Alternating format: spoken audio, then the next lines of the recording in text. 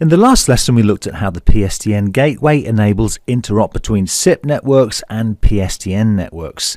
We also questioned why, when most telephone service providers these days already use SIP in their network core, that SIP from the private network is converted to SS7, only to be converted back for core network routing. And there's other considerations. Cost, for example. Now, most SIP-enabled enterprise organizations already have good IP connections supplied by their internet service provider, their ISP, probably also with super fast, high bandwidth connections between their offices, providing direct SIP multimedia communications. But in addition, they'll have probably also had a connection to the public telephone network through their telephone service provider, their TSP, historically through one or more PRIs from each office to the public telephone network, primary rate interfaces, bundles of 24 telephone lines to the PSTN. The thing is, PRIs are not cheap. In fact, they're considerably more expensive than a comparative IP connection. What's more, because PRIs have a fixed number of lines, 24 or so, if you need an extra line or two, then you'll need another whole PRI, another 24 lines.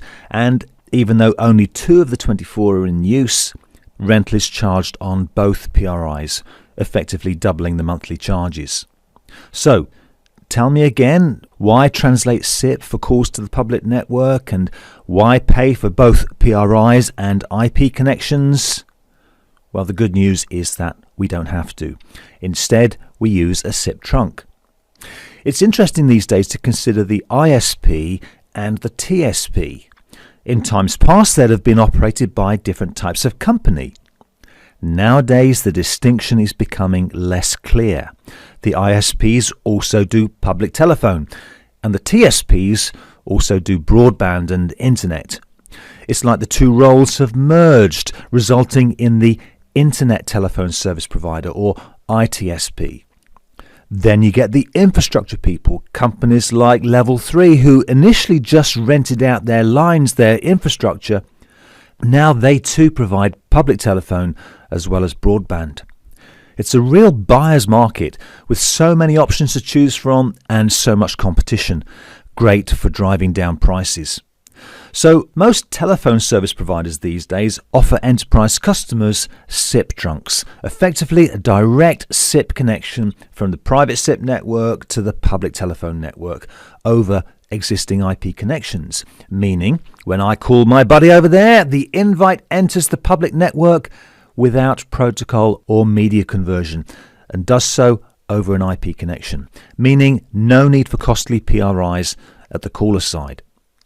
It might be the invite's converted back to SS7 over the last mile, or it might be that the public telephone network actually knows the dialed number resolves to another enterprise's SIP trunk, in which case the call will be SIP end to end. Now, there's a number of SIP trunk topologies worth discussing, each with their own characteristics and benefits. One topology is to have a dedicated physical connection, a special wideband link from the service provider to the organization, especially for the purpose of calls to and from the public telephone network. And it'll probably have some kind of SBC as the SIP trunk's entry point. Then, when the IPPBX, or whatever's handling the enterprise SIP routing, finds the dialed number matches a given dial plan, a plan that looks for external public telephone numbers rather than enterprise extension numbers, it routes the request to the given IP address, to the SBC acting as the entry point to the SIP trunk to the public telephone network. A dedicated SIP trunk offers the best quality of service. It handles only communications traffic, nothing else, but it's probably the most expensive.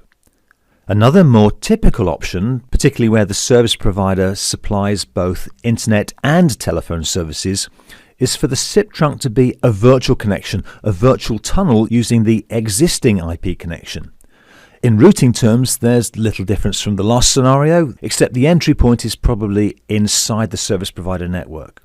So when the IPPBX finds an external matching dial plan, again it routes the request to the given IP address, to the SBC acting as entry point to the SIP trunk to the public telephone network, from where it's routed on through the public telephone network. An alternative is where internet/data are supplied by an ISP and access to the public telephone network supplied by a different TSP. It's the option that offers least overall control over quality of service, although it's probably the cheapest. So, in summary, SIP trunks are SIP routes into the public telephone network through a service provider's IP connection. They negate the need for costly PRI lines, a PSTN gateway, and protocol and media translation. SIP trunks can be a dedicated IP connection direct to the telephone service provider's network, probably the best for quality of service, but also the most costly. A virtual connection through the existing internet telephone service provider's IP pipe, probably a cheaper option. And lastly, virtual connections through the internet service provider to the telephone service provider.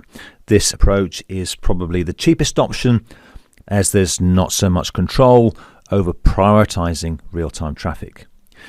The access point to a SIP trunk is typically a special router, often an SBC.